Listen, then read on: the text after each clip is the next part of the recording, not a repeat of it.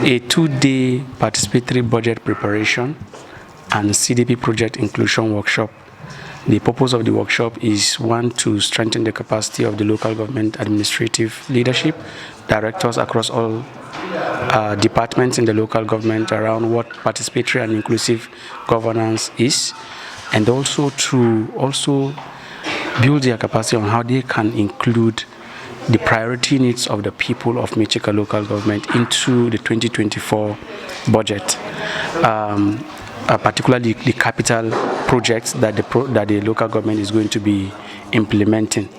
It is part of a backdrop from the policy of the Adamawa state government on citizens' engagement and participatory planning policy, through which, as a development partner, Oxfam is piloting in Michika to gather the priority needs of the people of Michika local government. Was battered based on the need for us to engage with the leadership of Michika local government to support them in the development of their budget, that's the 2024 budget, and see how they can include some of these priority needs that the people of Michika identify during the many engagement that we had in the past, especially the community development planning sessions that we had with different stakeholders in the past. So that's why we are here. Is a pioneer local government selected for this exercise,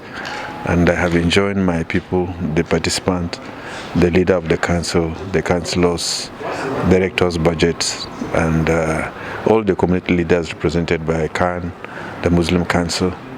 They are all here. The essence is to give validation to what they have done, and I'm happy also that they are not just building capacities of the local citizens, even civil servants.